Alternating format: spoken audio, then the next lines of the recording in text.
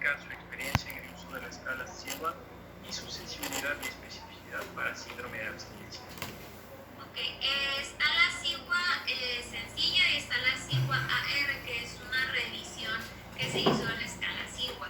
Sí tiene mayor especificidad y sensibilidad, sin embargo, siempre hay que ir de la mano de los signos vitales de nuestro paciente y cómo vaya respondiendo a nuestro tratamiento. La escala SIGWA solo es para orientarnos, pero es eso, nada más es una guía.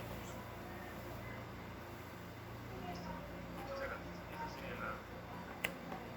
Okay, pues muchas gracias por la oportunidad y espero que les haya servido de algo. Muchas gracias, doctora Betsy Volado, por brindarnos este espacio de tiempo. La doctora Volado es actualmente médico especialista en urgencias por la Universidad Autónoma de Sinaloa, tiene un diplomado en toxicología, clínica por la UNAM, y es médico adscrito del área de urgencias del Hospital Hispanoamericano y del Hospital General Zona 2 del Instituto Mexicano de Seguridad Social. Muchísimas gracias, un fraterno abrazo virtual desde la mitad del mundo hacia usted. Muchas gracias. Gracias. Si vienen a Mexicali y no vengan en verano, llega a 52 grados. Muchas gracias por la recomendación, la tomaremos en cuenta. Gracias, bye bye. Una buena noche, hasta luego. Bueno, pues a continuación estamos ya con el doctor Rafael Pérez García. El doctor Pérez intervendrá con el tema infecciones con consecuencias mortales. Doctor Rafael Pérez está conectado con nosotros, es de República Dominicana, es médico especialista en emergenciología y cuidado crítico en República Dominicana, tiene una maestría en gerencia moderna de la salud y en atención a pacientes críticos y emergencias.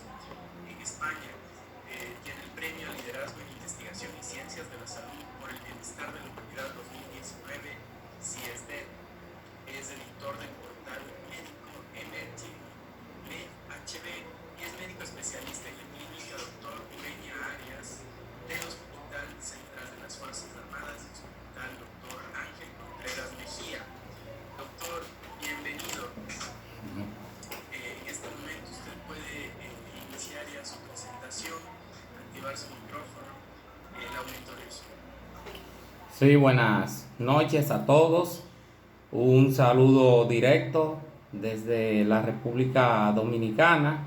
Para mí es un placer, en nombre del portal EmergenMed Health Blog, desde la República Dominicana, compartir con todos ustedes, agradeciendo de antemano la invitación a este congreso, primer congreso de medicina de emergencia de Ecuador.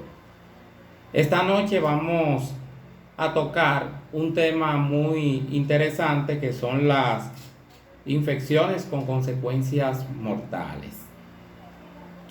Y claro, no podemos comenzar a hablar de este tema sin primero abordar algunos tópicos básicos.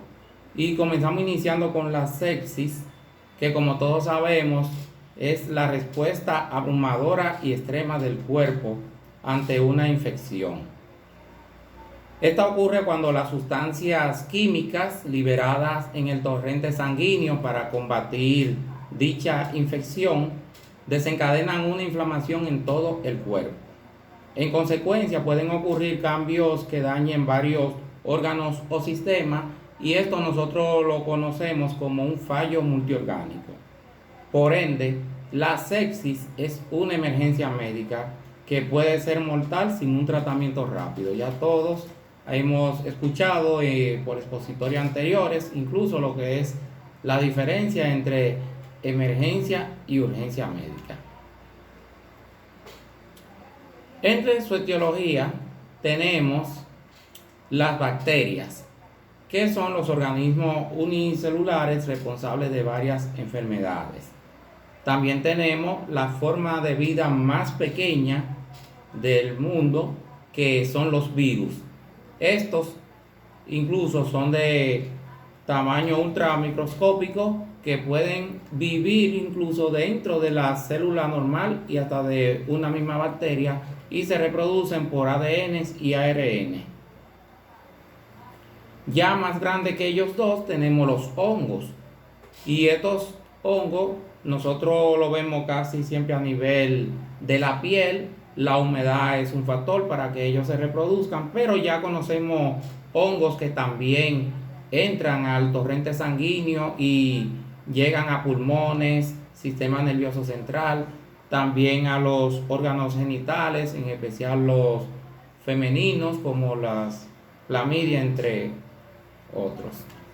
Y los parásitos, que lo tenemos divididos en dos grupos, que son los ectoparásitos, que son esos que se adhieren por la parte externa de nuestro cuerpo, a la piel, al cabello, y todos conocemos los ácaros, los piojos, etc. Y los endoparásitos, que ya estos se adquieren por contagio o picadura, viven en el interior del cuerpo nuestro, viven en la sangre, como podemos poner el ejemplo de la malaria, en los intestinos, como son el ejemplo de las lombrices, en los vasos linfáticos, como son los ejemplos de la filariasis, y en órganos específicos, un ejemplo, la fasciola hepática, que se localiza en hígado. Esto ha traído un impacto sobre estas condiciones, el impacto de la pandemia por COVID-19. La pandemia por COVID-19 nos está llevando a nosotros, a todos los profesionales a nivel mundial, a diagnósticos erróneos de otras enfermedades de peores etiologías, tanto virales como bacterianas. Por ende, aumento de la morbimortalidad, subestimación de esas enfermedades, discriminación social por procedencia o diagnóstico. Si sabemos que alguien viene de un lugar o de un sitio donde hay brote de COVID, nosotros por temor queremos discriminar a esa persona. Y esto, al generar un pánico sobre nosotros por si va a un caso severo, conlleva también a que muchos usemos fármacos innecesarios, llevando con ello a un retraso de tratamiento, no por ese virus, sino quizá por otra condición que es la que tenemos y que puede asemejar el cuadro del COVID-19. Por ello vamos a hablar hoy de las infecciones con consecuencias mortales. Y comenzamos hablando de una primera, que es la meningococcemia. La meningococcemia, ese fue uno de los temas más leídos y consultados en nuestro blog a comienzo, en los 3 primeros años, y ahí le dejamos el enlace porque es un tema bastante amplio y extenso. Pero le decimos que esta infección puede matar más rápido que otras infecciones, de lo tan agresiva que es. Es causada por Neisseria meningitis y tiene un índice de mortalidad que va de un 5 a un 10%. Su detección precoz es fundamental. La muerte por la infección de esta bacteria puede ocurrir en cuestiones de horas. Las manifestaciones cutáneas, como vemos aquí, son claves y a menudo son el primer signo de sospecha clínica y pueden ser el aspecto más dramático de esta enfermedad. Por ende, los pacientes deberán ser trasladados a UCI, específicamente en un área que muchos cuidados intensivos tienen en diferentes partes del mundo, que se llama aislamiento. El uso de equipo de protección personal, a pesar de que ahora ha tenido un boom con la pandemia del COVID, debe de ser utilizado en estas otras condiciones. Y la meningococcemia es una de ellas. La canalización deberá ser inmediata. Antibioterapia se recomienda una canalización a nivel de vía central, porque como nosotros podemos ver, las periféricas, los miembros siempre están muy afectados, muy contaminados, muy contagiados. Pero aún así, el paciente va a necesitar soporte con inotrópicos y mucho líquido, y el acceso venoso central es el más factible para esto. Siempre se le deberán de colocar su sonda vesical, su sonda nasogástrica, para de este modo uno darle un manejo inicial de soporte. Y en cuidado intensivo, específicamente en la unidad de aislamiento, es donde se le terminará de dar seguimiento a estos pacientes para ver si se termina salvando, aunque muchos terminan falleciendo. ¿Qué es lo que hay de nuevo? Bueno, en nuestro blog, nosotros, el tema de meningococcemia, que como le dije, comenzó siendo entre los temas más leídos, nosotros tuvimos que actualizarlo en el 2015. Nosotros iniciamos en el 2012. En el 2015 tuvimos que actualizar este tema porque lo nuevo que apareció cuando eso fue la nueva vacuna en ese entonces, que era la 4C meningococo B de Bexero. Eso fue en el Reino Unido y nosotros le agregamos eso en el tratamiento preventivo. En ese entonces estaba recomendado en lactantes y bebés hasta los 12 meses. Ya para este año, como ustedes ven aquí en el New England Journal of Medicine del 2020, nos dice que 3 años después su función ha sido efectiva. Su protección dura hasta 2 años y actualmente continúa siendo recomendada como vacuna. Eso ha sido lo único nuevo en cuanto a la meningococcemia. Pero después todo el material nosotros se lo tenemos. Es un tema muy extenso. Otra infección con consecuencias mortales, la fascitis necrotizante. Es una infección letal y rápidamente progresiva de tejidos blandos y de difícil diagnóstico, como ustedes podrán ver. Afecta planos profundos, dérmicos y fascias musculares, respetando la integridad del músculo. Causa necrosis de rápida diseminación en fascias y tejido subcutáneo y a veces afecta también músculo y la piel, pero más la fascia de los músculos. Como todos sabemos anteriormente, era conocida como gangrena gaseosa hospitalaria y la gangrena de Fournier, recordaremos que siempre la identificábamos porque se localizaba a nivel de escroto, de pene y del periné. Y es considerada también una emergencia médica. Afecta con mayor frecuencia a varones que a mujeres, de 10 a 1. Puede presentarse a cualquier edad. Es más habitual a partir de los 50. Y entre sus factores de riesgo general están la diabetes, el alcoholismo, la obesidad, la desnutrición, la inmunodepresión y procesos locales como cirugía, un CA, en este caso el ano rectal, patología perianal, urológica, los traumas, la adicción a las drogas, en especial las que se usan de tipo intramuscular, y tiene un periodo de incubación que oscila entre 1 a 10 días con disecación de planos cutáneos. El agente etiológico principal es Clostridium perfringens. Él es el responsable del 95% de esa fascitis necrotizante o gangrena gaseosa como se le conocía antes. Y es muy invasivo con compromiso muscular y produce gas y va acompañada de un cuadro endotoxémico generalizado, lo cual va agudizándolo.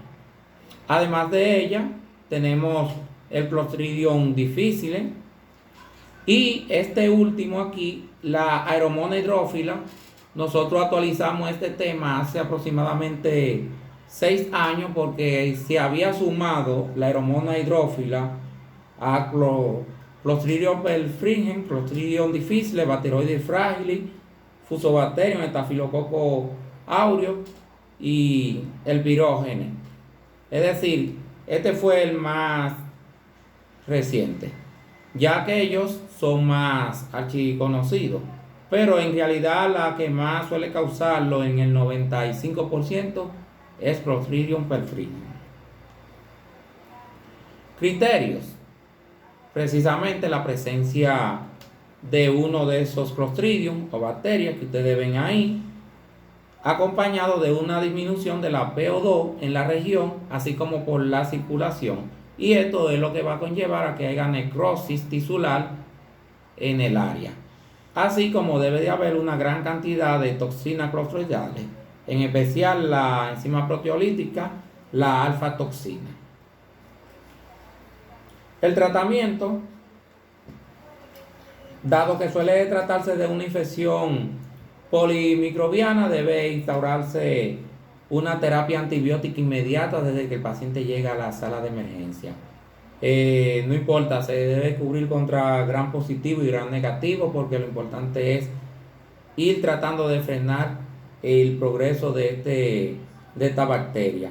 El tratamiento quirúrgico debe ser precoz, incluyendo el debridamiento de la zona afectada, alcanzando tejido sano, y para así poder evitar que siga avanzando, y se debe colocar drenaje de salida de la supuración, como la realización de lavado. Si se ve involucrado el tubo digestivo bajo, puede ser necesaria la realización de una colostomía para impedir el tránsito intestinal por la zona infectada. La aeromona hidrófila ha sido identificado en estas condiciones. De lo contrario, si no se hacen estos pasos de la emergencia, el paciente incluso debe ir para el quirófano. Se dice que la enfermedad puede progresar a un shock séptico e inclusive la muerte en el 10 a 80% de los casos, según las series consultadas previamente. La oxigenación hiperbárica debe ser considerada junto con el tratamiento quirúrgico y la antibioterapia. Y en realidad la oxigenación hiperbárica viene siendo lo más reciente, lo más nuevo, a pesar de que eso tiene años usándose. Desde que yo comencé a estudiar medicina en la universidad por los años 90 ya existía la oxigenación hiperbárica, pero en realidad viene siendo algo ya muy frecuente utilizada en estas condiciones. ¿Cuáles son las ventajas de ella? Incrementa la perfusión sanguínea en el área afectada, pues, favoreciendo por lo tanto la mejoría, así como favorece la capacidad fagocítica, oxígeno dependiente, tiene acción bacteriostática, es decir, que frena los gérmenes anaerobios, evita que progrese la enfermedad, detiene rápidamente la producción de alfa-toxina, eleva el potencial de óxido-reducción celular, evita por ello amputaciones y permite la demarcación entre tejido viable y necrótico de 24 a 30 horas, es decir, un tiempo prudente. El paciente lo ingresamos hoy y ya mañana, si lo recibimos en la mañana, ya en la tarde, puede ser que se determine cuál tejido es viable y cuál no. Mejora la hipoxia tisular, permite utilizar una cirugía útil más conservadora, es decir, que evita tener que entrarle el paciente varias veces, porque cuando no es un área es la otra y aquella. La oxigenación hiperbárica es muy amiga en este caso del cirujano. Y es útil en fracturas abiertas, que ustedes saben que siempre todas son contaminadas, infecciones y enfermedades compresivas, que ya eso no tiene que ver con infección, sino con acúmulo del nitrógeno sanguíneo, pero ya eso es embuso por la profundidad submarina. Otra condición es la colangitis ascendente, descrita por primera vez por Charcot como una entidad mortal. Todos conocemos que la triada consiste, la famosa triada de Charcot, en fiebre, ictericia y dolor abdominal, específicamente en hipocondrio derecho. Esto debido al éxtasis biliar e infección bacteriana ascendente. Ocurre por obstrucción de etiología benigna o maligna de la vía biliar. El incremento de la presión intrabiliar promueve la migración bacteriana de la circulación portal al tracto biliar y como consecuencia su colonización. La migración de los patógenos biliares a la circulación sistémica dará septicemia. La colangitis se puede presentar desde asintomática Es decir, que el paciente hasta puede ir por la consulta que ni note que sea que se lo descubra el médico, el cirujano, hasta casos severos con toxicidad como la triada clásica del Charcot, que ocurre en el 50 al 75% de los casos. En los casos más severos suele ir acompañada de hipotensión y obnubilación, cambiando ya aquí de triada de Charcot a pentada de Raynaud. Y esta última se asocia a una alta morbilidad y mortalidad en estos pacientes. Ya el pronóstico pasa a ser un poco más reservado. Y aquí tenemos los agentes causales. Sin embargo, Escherichia coli, Klebsiella suelen ser los más involucrados que estos otros, que Enterococo y la otra bacteria. El diagnóstico diferencial debe de hacerse con fístula biliar, accesos hepáticos, el síndrome de Mirici, la infección de quiste del colérico, la colangiohepatitis oriental, la colecistitis, el empiema y la neumonía basal derecha. Nosotros tenemos en nuestro blog un título que habla de los síndromes biliares dolorosos, donde ahí hacemos una distinción y este los enlaza con más artículos relacionados con esto de la colangitis. Los exámenes de laboratorio van a presentar una leucocitosis, EPENSA de neutrófilo en más de un 80%. El incremento de las enzimas hepáticas nos deberá hacer a nosotros sospechar de la formación de microabscesos a nivel hepático y de las mismas vías biliares.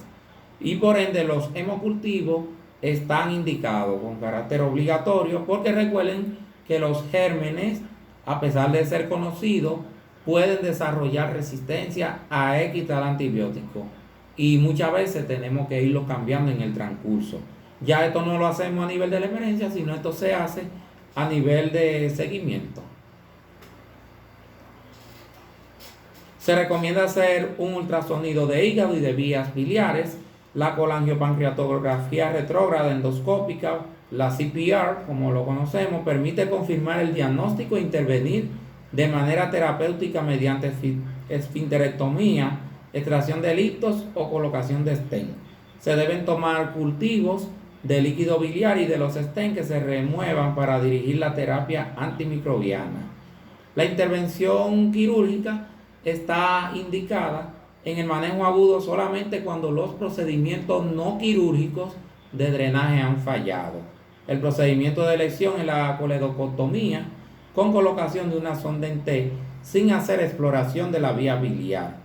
A pesar del adecuado manejo, los pacientes con pentada de Raynaud, como dijimos hace un momento, tienen una mortalidad mayor de aproximadamente el 50%, razón por la cual los cirujanos muchas veces no se pueden sorprender mucho con estas evoluciones. Otra enfermedad común es la leptospirosis, que nos provoca una condición muy complicada aguda, que es el síndrome de Weber. Es la zoonosis más común del mundo. Se manifiesta en épocas de lluvias e inundaciones.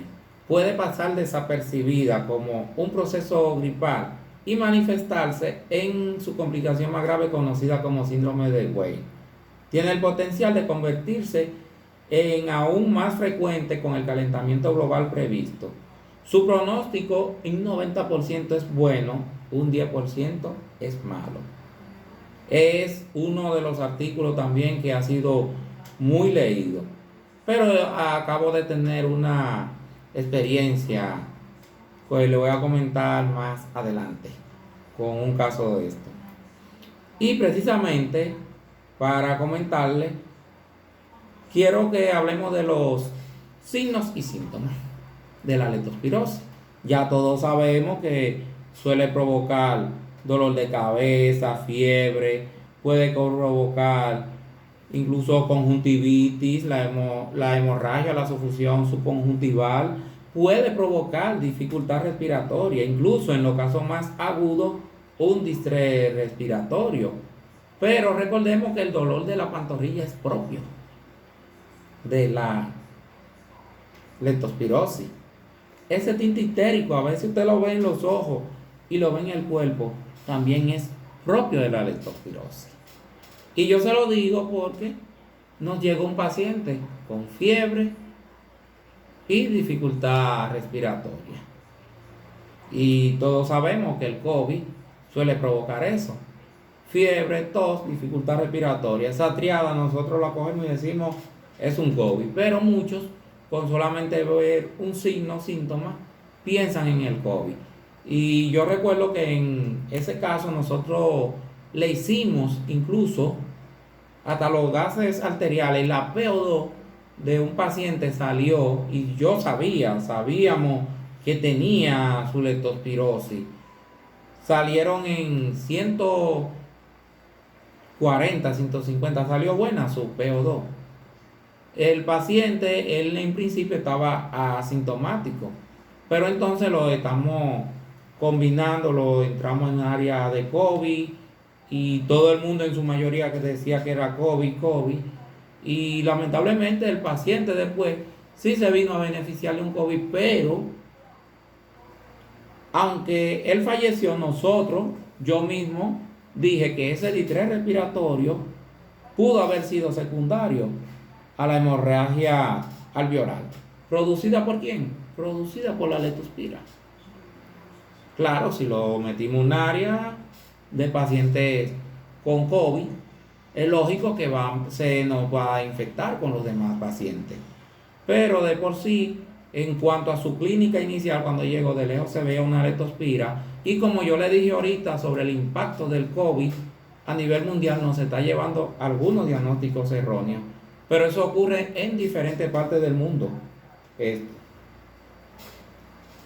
Entonces, la condición más grave del síndrome de Weil consiste en fiebre, ictericia, afectación hepatorrenal aguda, insuficiencia renal aguda con oliguria, en algunos casos anuria, síndrome hemorrágico difuso, insuficiencia respiratoria por daño pulmonar, como le dije hace un momento, las hemorragias alveolares, fallo cardíaco, miocarditis, vasculitis, necrosis en miembros, así como el fallo multiorgánico. ¿Se recuerdan cuando hablamos de sepsis, verdad? Fíjense que en este caso, la leptospira, ella responderá a tratamiento simple y sencillo. Pero ¿qué pasa? El tratamiento en UCI será sintomático y fisiopatológico con medidas de sostén y apoyo en las funciones vitales. Se admite que en las fases de manifestaciones clínicas que la patogenia no es dada por acción directa del agente causal, sino por los mecanismos inmunes secundarios. Es decir, lo que hablamos en principio cuando definimos la sepsis. En este caso, un fallo multiorgánico secundario a la liberación de las sustancias del sistema inmunológico. De ahí la buena polémica de el uso y no uso de los esteroides, que hasta ahora sigue dando resultados positivos en pacientes críticos. Entonces, el tratamiento suele ser sintomático, de sostén en cuidado intensivo, y se centra en la corrección de la función alterada. Si son los riñones que están ya oligúricos o anúricos, hay que hacer hemodiálisis precoces y de reiteradas veces. Y el paciente, si tiene dificultad respiratoria, se procede a entubar, a sedar, y también se le da mantenimiento de sostén. Otra enfermedad es el cólera. Enfermedad diarreica aguda grave producida por la bacteria Vibrio cólera. Se manifiesta como infección intestinal, evacuaciones diarreicas abundantes con vómitos y deshidratación que puede llevar al paciente a acidosis metabólica y colapso circulatorio en el término de 24 horas, y en los casos no tratados puede ocasionar también la muerte. Son comunes los casos leves solamente con diarrea, algo característico en niños. Importante que la diarrea en el cólera suele ser blanquecina, como color de arroz. Es una enfermedad muy virulenta que afecta tanto a niños y adultos y puede ser mortal en cuestión de horas. El 75% de los infectados son asintomáticos a pesar del bacilo estar en las heces fecales durante 7 a 14 días, es decir, que dura mucho, post-infección, y vuelve al medio ambiente donde puede infectar a otras personas. Por ello, la higiene, tanto del área, de la zona donde estén estas personas, estos casos, es muy importante. El 80% tienen síntomas de leve a moderado y un 20% padece diarrea acuosa aguda con deshidratación grave. Si no se da tratamiento, puede causar la muerte. Las personas con inmunidad reducida, como los niños desnutridos, los pacientes con VIH, corren mayor riesgo de muerte. Los primeros síntomas de infección por vibrio cólera se manifiestan de 2 a 5 días después de la infección y están dados por la acción de la toxina colérica que se fija a nivel de la membrana de la célula intestinal, ocasionando debilidad, oliguria, apatía, decaimiento, disfunción sexual, pérdida de la memoria, frialdad y cianosis, dolor abdominal, calambres musculares y manos arrugadas. Es importante en el tratamiento del cólera una buena hidratación y reponer el bicarbonato de sodio y el cloruro de potasio. Bajo este régimen, virtualmente todos los pacientes con cólera se salvan. De inicio podemos iniciar los emergenciólogos en la emergencia con tetraciclina, coranfenicol, furazolidina, etc., ya que estos antibióticos trabajan sobre la bacteria, acortan su duración, disminuyen su gravedad, pero no sustituyen la hidratación ni la administración de electrolito y glucosa, que son los factores secundarios que suelen llevarnos a la muerte del paciente. Con esto, la evolución tiende hacia la sanación sin complicación de 4 a 7 días, es decir, que la hidratación sigue siendo el pilar en el tratamiento de estos pacientes con cólera. La hidratación y la reposición de electrolitos séricos, que escuchamos cómo le dieron muy buenas esa conferencia en el día de ayer. Pasamos al virus del ébola. Fue el primer virus que a mí mismo me causó pánico desde lejos. Cuando yo comencé a ver que tenía, incluso la gente comenzaron a usar equipos de protección personal. Y nunca se me olvida que en África, desde allá, comenzaron a saludarme y a agradecerme porque uno le publicó algunos temas, algunos artículos relacionados con el ébola, porque ellos se beneficiaban del conocimiento y en realidad